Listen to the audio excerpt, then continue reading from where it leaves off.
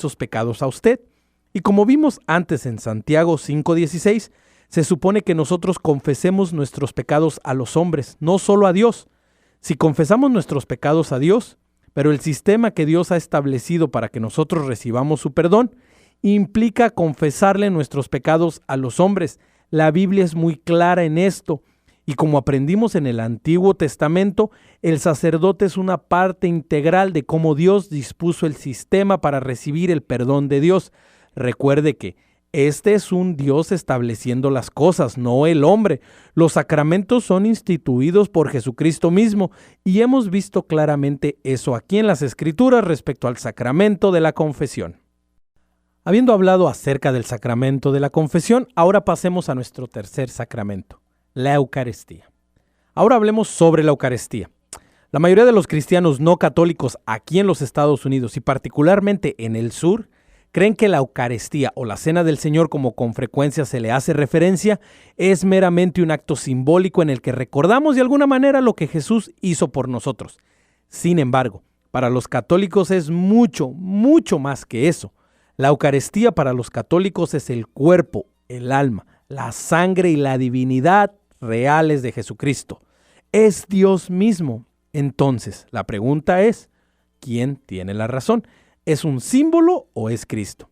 ¿Quién puede decirlo? Bueno, una vez más, ¿por qué no vemos lo que la Biblia nos tiene que decir al respecto? Tomemos la Biblia y vamos a averiguar qué nos dice la Biblia al respecto. Y nuevamente, comencemos por el Antiguo Testamento para ver qué puede enseñarnos y cómo puede entrenarnos en justicia.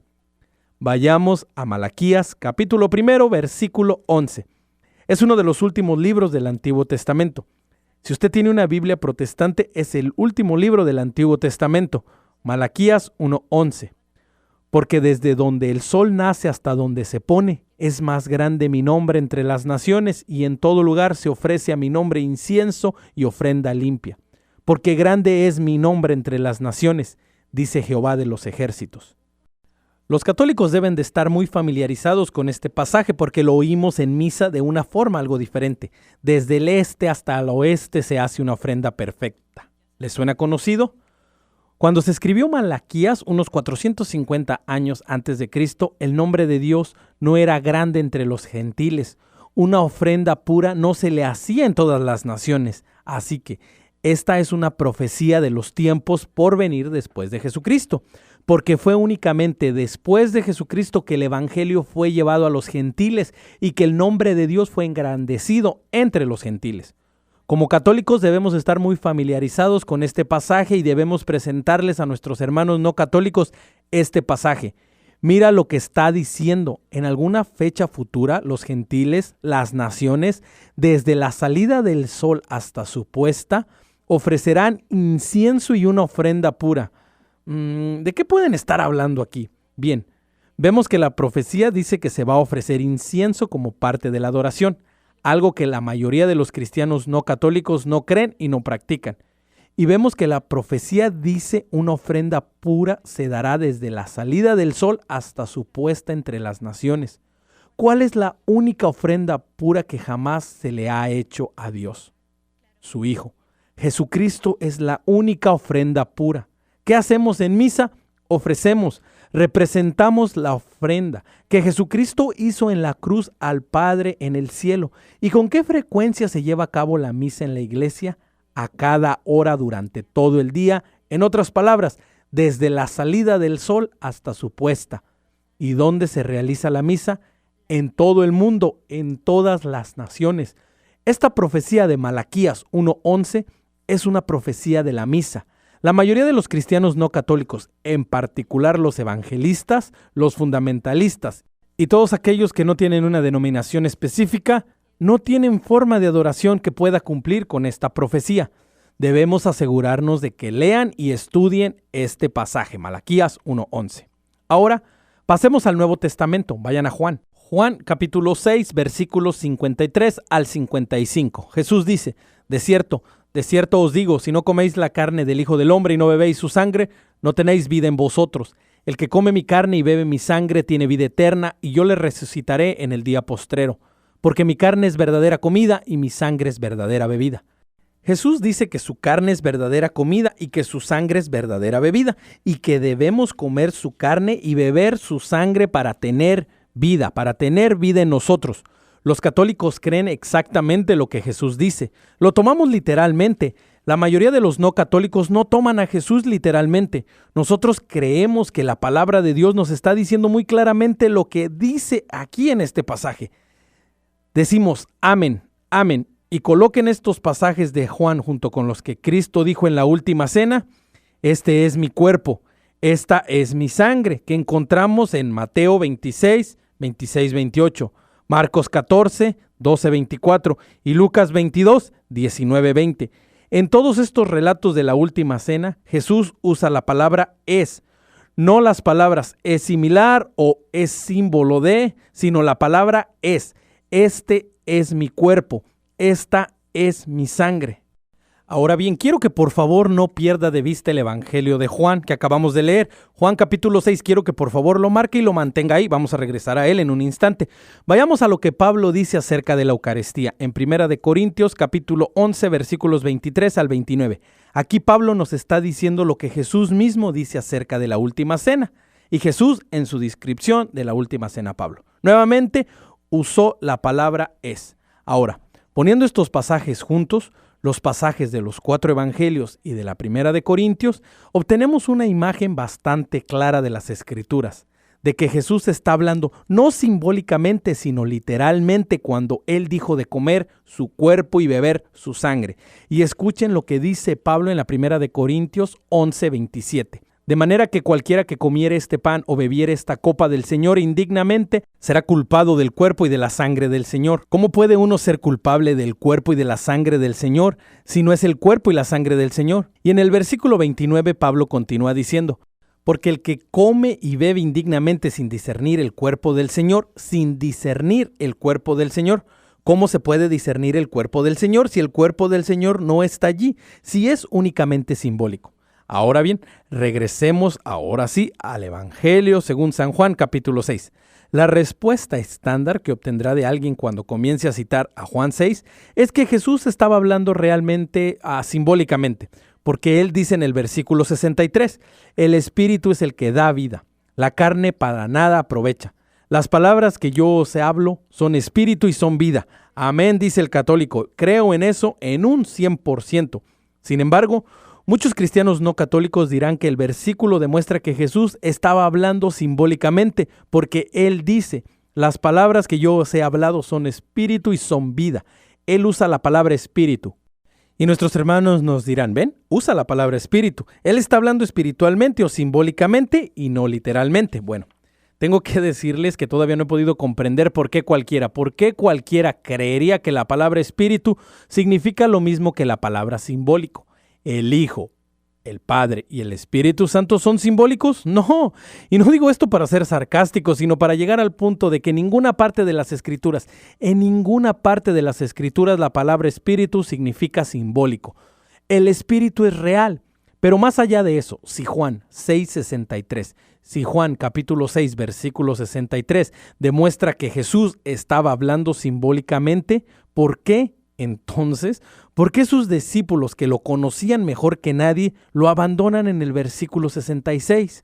Después de que escucharon su supuestamente simbólica explicación, si él estaba hablando simbólicamente, ¿por qué se fueron? No, lo comprendieron literalmente como lo hicieron los judíos en el versículo 52 cuando dicen, ¿cómo puede éste darnos a comer su carne? Y como lo hicieron los apóstoles en el versículo 68, cuando le preguntaron, Jesús, ¿a quién iremos? Tú tienes palabras de vida eterna. ¿Qué dijo Pedro? Dijo, no, Señor, sabemos que estás hablando solo simbólicamente. No, Pedro dijo en el versículo 68, Señor, ¿a quién iremos? Pedro y los apóstoles comprendieron que Jesús estaba hablando literalmente. No comprendieron que lo que él estaba hablando podría ser verdad. Comprendieron que él hablaba literalmente, como lo comprendemos los católicos. Y otra pregunta, si Jesús no estaba hablando literalmente, entonces, ¿por qué dejó que muchos de sus discípulos se fueran sin explicarles que él en realidad estaba hablando simbólicamente? En realidad estaba hablando simbólicamente. ¿Y por qué? ¿Por qué tantos de sus discípulos lo abandonan si él estaba hablando simbólicamente? Una y otra vez más, los evangelios nos demuestran que los discípulos no tenían señal de lo que el maestro les estaba enseñando. ¿Alguno se fue por esto? No. ¿Qué sucede una y otra vez? Los discípulos se acercan a Jesús para pedirles que les explique de lo que está hablando.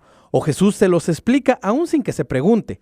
En el libro de Mateo podemos encontrar una docena de ejemplos de esto. En Mateo 13:10, Jesús acababa de enseñarle a la multitud usando la parábola de la planta y las semillas. Algunas semillas caen en terreno rocoso, algunas caen sobre espinas, algunas caen sobre tierra fértil. En el versículo 10 dice: entonces acercándose los discípulos le dijeron: ¿por qué les hablas por parábolas? Y él les respondió: a ustedes les he concedido conocer los misterios del reino de los cielos, pero a ellos no. Y comenzando en el versículo 18, ¿qué hace Jesús? Les explica la parábola. En los versículos 24 al 33 de ese mismo capítulo, Jesús les cuenta a la multitud 3 parábolas más. Los discípulos no comprendían las palabras mejor que la multitud. Entonces, ¿qué sucede en el versículo 36? ¿Los discípulos lo abandonan? No, ellos se acercan a Jesús y le piden que les explique las parábolas. En Mateo 15:15 y en Mateo 17, los versículos 10 y 19, vemos más ejemplos de los discípulos pidiéndole a Jesús que les explique algo. Y hay otros pocos ejemplos en Mateo que podría utilizar aquí, pero creo que me entienden. Cada vez que los discípulos no entendían algo, acudían a Jesús y le pedían que les explicara, o bien él iba a ellos sin que le pidieran y explicaba lo que estaba diciendo. Pero eso no sucedió en Juan 6. ¿Por qué? Porque los discípulos no lo malentendieron. Sabían que él estaba hablando literalmente y no lo pudieron aceptar. Así que se fueron y Jesús los dejó ir. Muy bien, volviendo a Juan capítulo 6. Hagamos algo un poco diferente. Démosle a lo que Jesús está diciendo un significado simbólico. Un significado que se contrapone a lo que el cristiano católico ve en Juan 6, pero que encaja bien con lo que el cristiano no católico ve en estos versículos, y veamos si este significado simbólico de las palabras de Jesús tiene sentido. Leamos de nuevo los versículos 53 al 55. Jesús dice: de cierto os digo, si no coméis la carne del Hijo del Hombre y bebéis su sangre, no tenéis vida en vosotros. El que come mi carne y bebe mi sangre tiene vida eterna, y yo le resucitaré en el día postrero. Porque mi carne es verdadera comida y mi sangre es verdadera bebida. Nuevamente, con el objeto de la discusión, digamos que Jesús está hablando simbólicamente. Muy bien. Primer problema. Si él está hablando simbólicamente, entonces, ¿qué está tratando de decir? ¿Cómo podemos simbólicamente comer su cuerpo y beber su sangre? ¿Está diciendo que simbólicamente comamos su cuerpo comiendo un trozo de pan y bebiendo un jugo de uva? Y si lo hacemos, ¿está diciendo que tendremos vida eterna por ello? No creo que ningún evangelista o fundamentalista admitiría eso, pero eso es el lenguaje que él usa. El que coma mi carne y beba mi sangre tendrá vida eterna. Esa es una promesa. Así que las personas que dicen que Jesús está hablando simbólicamente están diciendo que tengo garantizado el cielo, de acuerdo a la promesa de Jesús. Están diciendo que tengo garantizado el cielo por comer y beber simbólicamente el cuerpo y la sangre de Jesús. Y aún hay otro problema más. Versículo 60. Al oírlas, muchos de sus discípulos dijeron: dura es esta palabra, ¿quién la puede oír?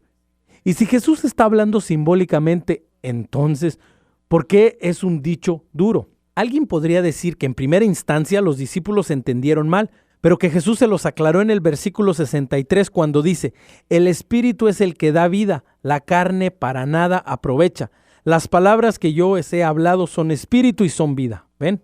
Jesús dice que las palabras que ha pronunciado son espíritu, en otras palabras, son simbólicas, pero eso nos lleva de nuevo al problema mencionado anteriormente. Si Jesús estaba hablando simbólicamente en el versículo 63, que sus palabras eran simbólicas, entonces, ¿por qué muchos de sus discípulos lo rechazaron y lo dejaron en el versículo 66? Una nota curiosa y interesante aquí nada más. Los discípulos abandonan a Jesús en el capítulo 6, versículo 66. 6:66. De todos modos, si esta fue una enseñanza simbólica, ¿por qué se irían los discípulos? ¿Por qué considerarían que es una enseñanza tan dura que tienen que irse? Si fuera una enseñanza simbólica, ¿no sería más dura de aceptar entonces que lo que sería aceptarla hoy día? Déjeme le hago una pregunta. ¿Cuántas personas abandonan las iglesias protestantes después de haber sido salvos porque se les presenta una enseñanza o tienen que comer simbólicamente el cuerpo y la sangre de Jesús comiendo un trozo de pan y tomando jugo de uva? Yo aventuraría a decir que nadie. Nadie ha descubierto jamás este significado simbólico como una enseñanza dura, tanto como lo hicieron los discípulos supuestamente. Y piensen esto.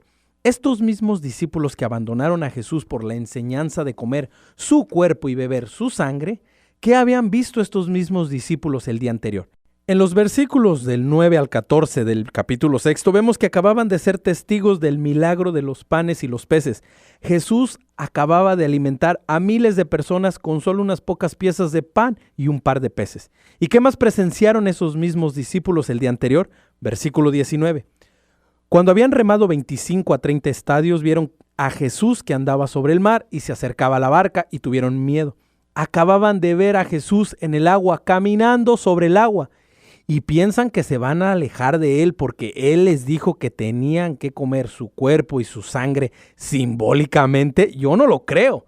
Y pensemos, ¿qué más habían visto? Habían visto a Jesús convertir el agua en vino, habían visto a Jesús curar a los enfermos y sanar a los leprosos, sanar a los ciegos, sanar a los cojos, habían visto a Jesús exorcizar demonios, habían exorcizado demonios y sanado a los enfermos por el poder que Jesús les había dado.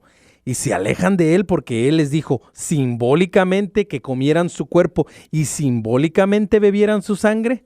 Yo no lo creo. Y nuevamente, si dicen que ellos lo malentendieron y que hasta malentendieron su explicación simbólica del versículo 63, entonces, ¿por qué él no les explicó hasta que entendieran? Ya como lo hizo en toda otra ocasión que hubo malentendidos. ¿Y por qué? Si ni una sola persona entendió que él quería decir algo simbólico, ni uno de los líderes ni autoridades judías, ninguno de sus discípulos, ninguno de los apóstoles, ninguna de las personas que habían estado con él todos los días desde el inicio de su ministerio y que lo conocían mejor que nadie salvo su madre. Si todas las personas que estaban tan cerca de Jesús lo tomaban literalmente, entonces, ¿por qué alguien hoy día, 2000 años después del hecho, cree que sus palabras fueron simbólicas? ¿Podría ser porque era una enseñanza tan dura? ¿Por qué es tan difícil comprender cómo posiblemente podríamos comer su cuerpo y beber su sangre? La gente hoy día no está rechazando el verdadero significado de las palabras de Jesús 2000 años atrás, porque es una enseñanza dura, porque requiere una cantidad de fe tremenda, una cantidad de confianza tremenda en la palabra de Dios. Y déjeme señalar otra cosa aquí. Miren los versículos 30 y 31 en Juan 6. Los judíos están pidiendo una señal y se refieren al milagro del maná que cayó del cielo que Dios les dio a los israelitas como comida en el desierto. Y la respuesta de Jesús a ellos en el versículo 32 aclara que Él está hablando sobre algo más grande, algo más grande que el milagro del maná en el desierto. Y en el versículo 62, Jesús les dice a sus discípulos que no creen. ¿Qué será entonces cuando vean al Hijo del Hombre subir al lugar donde estaba antes? Aquí Jesús nos está diciendo que de lo que Él está hablando es algo más grande que incluso el milagro de su ascensión al cielo. ¿Ven lo que estoy diciendo aquí? Tomando las escrituras en su contexto, vemos que Jesús arma su discusión sobre comer su carne y beber su sangre con el milagro del maná del cielo por un lado y el milagro de su ascensión al cielo por el otro. Y Él está apuntando claramente al hecho de que sea lo que Él quiere decir por comer su cuerpo y beber su sangre, sea lo que Él quiere decir con eso, es algo más milagroso que el maná del cielo y que su ascensión al cielo. Les pregunto, ¿comer un trozo de pan y beber un jugo de uva es más milagroso que el maná del cielo? ¿Comer un trozo de pan y beber un jugo de uva es más milagroso que Jesús ascendiendo al cielo en una nube de gloria? No lo creo, pero es el pan y el vino de la Eucaristía cambiado en el cuerpo, la sangre, el alma y la divinidad de Jesucristo. Ese es un mayor milagro que el maná del desierto. Es el pan y el vino de la Eucaristía cambiado por el cuerpo, el alma, la sangre y la divinidad de Cristo. Ese es un milagro más grande que la ascensión al cielo. Y creo que no les tengo que decir que sí lo es. En otras palabras, una interpretación de este pasaje de Juan capítulo 6 y los pasajes de la Última Cena y los pasajes de la Primera de Corintios, una interpretación que dice que Jesús está hablando simbólicamente, una interpretación que pone las palabras simbólicas en la boca de Jesús, cuando esas palabras no se encuentran en ningún sitio de esos pasajes, simplemente no tiene sentido. Todos tomaron a Jesús literalmente porque Él estaba hablando literalmente. Punto.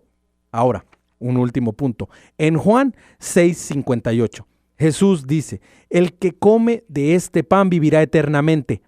¿De qué pan está hablando? Bien, Él nos dice de qué pan está hablando en la segunda mitad del versículo 51. Y el pan que yo daré es mi carne, la cual yo daré por la vida del mundo. Jesús está hablando acerca de la carne que Él dará por la vida del mundo. La pregunta que tiene que hacerse es, ¿era la carne que Jesús dio por la vida del mundo real o simbólica? Y cuando dio su carne por la vida del mundo en la cruz, entonces la carne que Jesús que quiere que comamos y la sangre que Él quiere que bebamos es la carne que Él dio por la vida del mundo. En otras palabras, la carne que fue clavada a la cruz y la sangre que fue derramada en la cruz, esa es la carne que Él quiere que comamos y que es la sangre que quiere que bebamos. La pregunta que les hago y la pregunta que tiene que hacer a cualquiera que diga que Jesús está hablando simbólicamente en Juan 6 o que Jesús está hablando simbólicamente en la última cena es esta. ¿Fue la muerte de Jesús en la cruz real o simbólica? El cuerpo de la cruz, la carne de la cruz, ¿real o simbólica? ¿Fue la sangre derramada en la cruz, real o simbólica? Si creen que Jesús estaba hablando simbólicamente en Juan 6, cuando dice coman mi cuerpo y beban mi sangre, entonces a la conclusión que llegan es que Jesús realmente no murió en la cruz. Fue solo una representación simbólica del cuerpo y la sangre de Cristo, no algo real. Después de todo, el pan del que Él habla es la carne que Él dará por la vida del mundo. Si Él habla de darnos su carne simbólicamente para comer, entonces está hablando de darnos su carne simbólicamente por la vida del mundo. Nuevamente, si creen que Jesús está hablando simbólicamente en Juan 6, entonces también deben llegar a la conclusión de que la carne que Jesús dio en la cruz por la vida del mundo fue solo carne simbólica. No se puede llegar a dos conclusiones. Este es mi cuerpo, esta es mi sangre. Muchísimas gracias, que Dios los bendiga. Esta es una plática de John Marnoni presentada en español por Omar Aguilar.